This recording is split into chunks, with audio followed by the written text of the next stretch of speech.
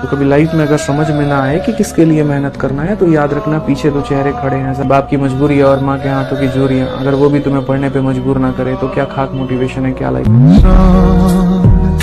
क्या उस माँ की उम्मीद, उस बाप की मेहनत और अपने छोटे से दिल में छुपे बड़े बड़े सपने बस यूं ही छोड़ दो? नहीं, कभी नहीं। हर बार जब मन नहीं लगे ना, तो जाकर माँ बाप की आंखों में देखना। तुम्हें वहां सपनों की आग दिखाई देगी जो तुमसे कहेगी, थोड़ा और रुक जा बेटा, मंजिल पास है। आप लोग कभी भी हार मत मानना, क्योंकि आपके जो पड़ोसी हैं वो आपकी हार का ही तो इंतजार कर रहे हैं। आपकी जीत का इंतजार तो सिर्फ आपके माँ बाप ही कर रहे हैं। तो कभी भी हार मत मानना, सबसे बड़ा मोटिवेशन आपके लिए ये है। जिस दिन तुम्हारे अंदर हार मानने का ख्याल आए, तो उस दिन सोचना कि तुम्हारे घर वाले तुमसे ही उम्मीद लगाए बैठे हैं और उस उम्मीद का जवाब है तुम्हारी सरकारी नौकरी। और वो कहते हैं ना कि लोग जलते रहेंगे आग की तरह, कि लोग जलते रहेंगे आग की तरह, लेकिन फिर भी हम खिलते रहेंगे गुलाब की तरह। किस बात से डरे हो मेरे भाई? राम को संघर्ष करना पड़ा, कृष्ण को करना पड़ा, मोहम्मद को करना पड़ा, जीसस को करना पड़ा, बुद्ध को करना पड़ा, महावीर को करना पड़ा, किसको नहीं करना पड़ा? और तुम बिना संघर्ष के राजा बनना चाहते हो? संभव ही नहीं है। इस जमाने का करोगे क्या यार? सिगरेट पीने में खत्म करोगे? और इनको से कहोगे अपनी औकात में रहे, हम परों से नहीं हौसलों से उड़ा करते हैं। जैसी कोई भी चीज नहीं। तुम्हारे अंदर अभी भी वो आग है, तुम्हारे अंदर अभी भी वो है कि जिसने तुम्हारे माता पिता की आज बेइज्जती करी है, सबके मुंह बंद कराने। आप बस ये सोचना कि जिस दिन बेटा आप जीवन में नहीं रहोगे, उस दिन किसको फर्क पड़ेगा। बस अपने आप से ये सवाल, जिनके साथ आप रोज चाय पीने चले जाते हो, जिनके साथ ये आप इंस्टाग्राम पे उलझ जाते हो, जिनके साथ आप व्हाट्सएप पे सोशल मीडिया पे उलझ जाते हो, जिनके सपने आप दिन भर देखते हो, जिनको वन साइडेड मैसेज करते रहते हो, क्या इनको फर्क पड़ेगा? जिस दिन बेटा आप दुनिया में नहीं रहोगे ना, सिर्फ और सिर्फ आपके पेरेंट्स को फर्क पड़ेगा और किसी को कोई फर्क नहीं पड़ेगा। अगर आपको अपना जीवन किसी एक इंसान के लिए जीना है, तो प्लीज अपने पेरेंट्स के लिए जिए। बहुत दुख है यार, दर्द है, फेलियर है, जिंदगी बेकार चल रही है, कोई साथ नहीं है, सबने छोड़ दिया है और हारा नहीं हूँ। नहीं नहीं नहीं नहीं, जीतूंगा तो सही।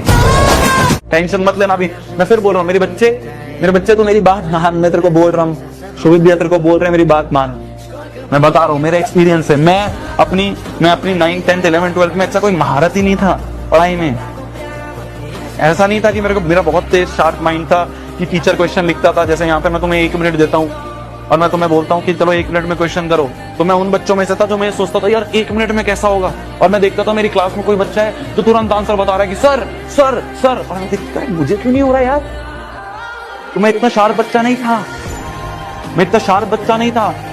पर मैं सबसे ज्यादा मेहनती था, ये मुझे पता है। सबसे ज्यादा पूरी क्लास में सबसे ज्यादा मेहनती मैं था।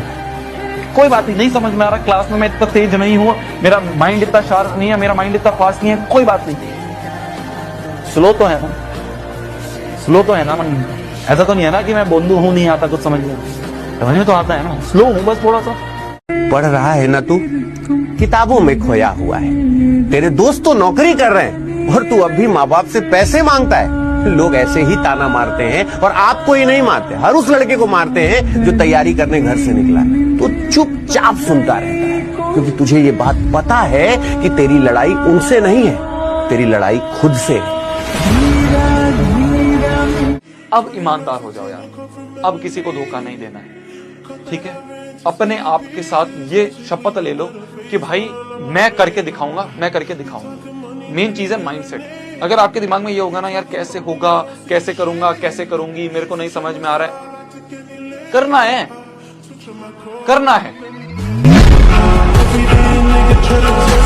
बहुत लोग बोलते हैं स्टूडेंट की जिंदगी तो आसान होती है, पूरे दिन में पढ़ना ही तो होता है, उसके अलावा करना ही क्या होता है।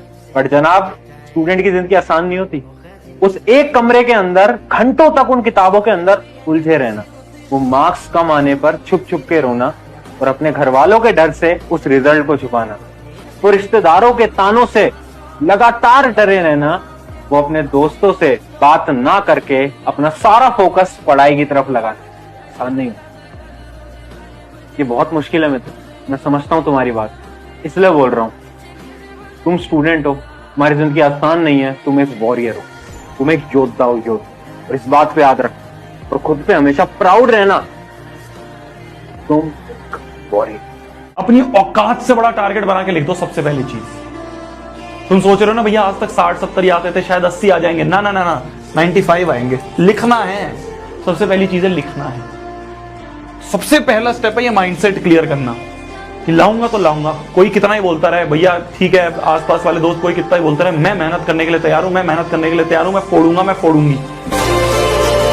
यार मेरा मन नहीं कर रहा है पढ़ाई का, वो जोश नहीं आ रहा है, वो मोटिवेशन नहीं आ रही, वो आग नहीं आ रही है पढ़ने की। अच्छा इधर आओ, क्यों नहीं आ रही आग, क्यों नहीं आ रहा है मोटिवेशन? सच सुनना है, कड़वा लग सकता है पर ध्यान से सुनना।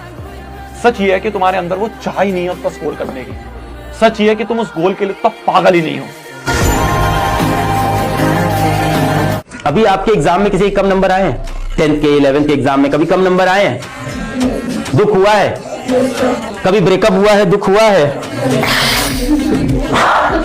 बस सर, अब प्यार की बातें नहीं होगी, ना वफा होगी, ना वफा की बात होगी। अब जिससे ही मोहब्बत होगी एग्जाम के बाद होगी। तू रात रात भर बैठ के पढ़ेगा, ये सबसे बड़ी अचीवमेंट है। ये अचीवमेंट है, ये याद रहेगी। नंबर कितने आए थे किसी को याद नहीं रहेगा, किसी को याद नहीं रहेगा, पर आप कितनी मेहनत करोगे वो याद रहेगा। और वो चीज जो है ना, वो मेमोरेबल चीज बनेगी, वो मेमोरी बनेगी प्यारी वाली। बस रगड़ो यार। भैया यार पढ़ाई में मन ही नहीं लग रहा है। मतलब इस जीवन में जिस एज ग्रुप पे तुम हो, उस एज ग्रुप में सिर्फ मात्र एक काम है तुम्हारे पास, उसमें ही तुम्हारा मन नहीं लग रहा है कि भैया यार 5 मिनट पढ़ता हूं, 5 मिनट पढ़ते ही मन करता है फोन उठा लूं, मन करता है रील देख लूं, किसी दोस्तनी का मैसेज आ जाए तो चलो अब उसी के साथ निकल जाते हैं। ये है क्या तुम्हारी तपस्या यार? ऐसे करोगे क्या उन रिश्तेदारों का मुंह चुप? बताओ, ऐसे होंगे क्या वो रिश्तेदार चुप जो तुम्हें देख के खिल्ली उड़ाते थे, जो बैठ के तुम्हारे परिवार की खिल्ली उड़ाते थे, गरीबी का मजाक उड़ाते थे? मैं सत्य बोल रहा हूं, हमारे साथ हुआ है ना ये सब। कमिटमेंट, नीचे कमेंट आ जाना चाहिए, हाँ भैया मैं फोड़ के आऊंगा, हाँ भैया मैं फोड़ के आऊंगी। ये कमेंट आ जाना चाहिए और ये लिख के ना सामने अपने बोर्ड के सामने जो तुम्हारा स्टडी टेबल है ना उसके सामने चिपका लेना। ये कमिटमेंट नेसेसरी है, रगड़ना पड़ेगा। रिपोर्ट कार्ड पे सिर्फ तेरा नाम छपा जाएगा। आगे जितनी भी जीवन में तू चीजें करेगा ना, हर एक सर्टिफिकेट पे, हर एक डिग्री पे नाम तेरा ही छपा जाएगा। अब सोच लो वो डिग्री तेरे को Tier 1 कॉलेज की चाहिए या नीचे किसी ऐसी चलते फिरते कॉलेज की है। भीड़ तो चलते फिरते कॉलेज में रहती है। यूनिक कुछ करना है तो इन बहानों पे मत बैठो, सिर्फ अपना नुकसान कर रहे हो और किसी का नहीं कर रहे। एक दिन पढ़ाई ना करने का नुकसान आप जानते हो।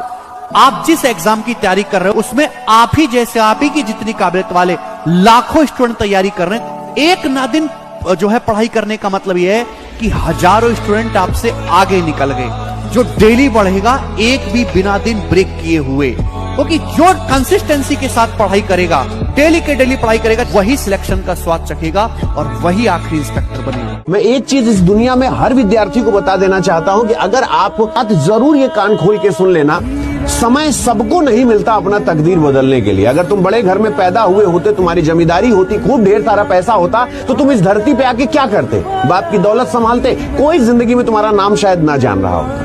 लेकिन अगर तुम इस समय गरीब पैदा हो, तुम्हारे पास सरकमस्टेंसेस तुम्हारे साथ नहीं है, अगर अब तुम खुद अच्छा करना चाहते हो, तो शायद भगवान ने तुमको चुना है अपने घर की स्थिति को बदलने के लिए।